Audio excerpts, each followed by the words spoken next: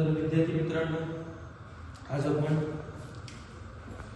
Digital lesson शिकणार आहोत। विषय आहे विज्ञान आणि तंत्रज्ञान। या विषयामध्ये आपल्या घटकाचं नाव आहे चेतासंस्था।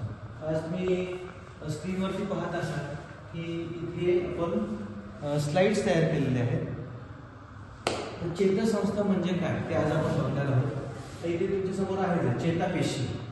ओके, शरीरात एका ठिकाणापासून दुसऱ्या ठिकाणी संदेश वाहनाचे कार्य करणाऱ्या विशेष प्रकारच्या पेशींना चेतापेशी असे म्हणतात। चेतापेशी या मानवी चेतासंस्थेतील रचनात्मक व कार्यात्मक घटक आहेत।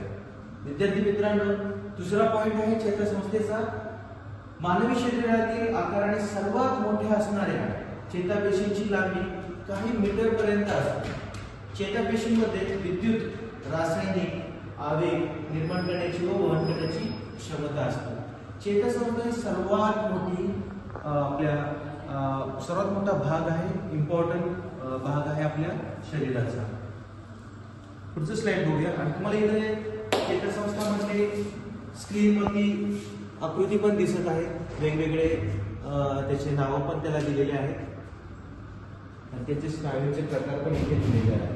तर आता आपल्याला पुढची स्लाइड बघूया।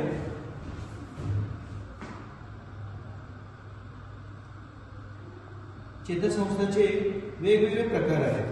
कोणते प्रकार आहेत ते तुम्हाला स्क्रीनवरती दिसत असेल बघा। 3 प्रकार आहेत। मध्यवर्ती चेतासंस्था म्हणजे सेंट्रल नर्वस सिस्टीम, परिघीय चेतासंस्था म्हणजे पेरिफेरल न्यूरस सिस्टीम, आणि तिसरा प्रकार आहे स्वायत्त चेतासंस्था म्हणजे ऑटोमॅटिक नर्वस सिस्टीम। हे 3 प्रकार आहेत मानवी चेतासंस्थेचे। त्याच्या पुढचा भाग आहे,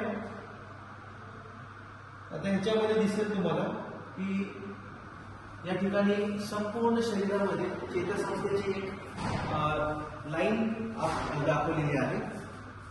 त्याच्यानंतर बघू आपण पुढचा भाग, तो आहे एक भाग समजून घेऊया मध्यवर्ती चेतासंस्था। मध्यवर्ती चेतासंस्था काय आहे हे बघा, आपल्या स्क्रीनवरती दिलेलंच आहे।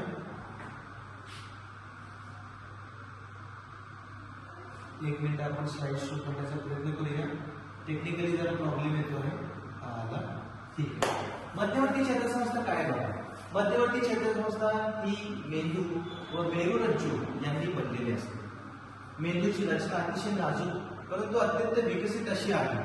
मेंदू हा चेतासंस्थेचा प्रमुख असा नियंत्रण करणारा भाग असून डोक्याच्या कवटीमध्ये म्हणजेच कर्परेमध्ये ते संरक्षित असतो।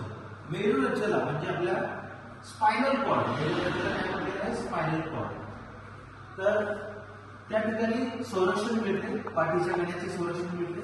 नाजूक मध्यवर्ती चेतासंस्था व त्यावरील अस्थि यांच्या दरम्यानच्या पोकळीत संरक्षण करणारी मस्तिष्क आवरणे असतात। अशा पद्धतीने चेतासंस्थेचे प्रकार आपण पाहत आहोत।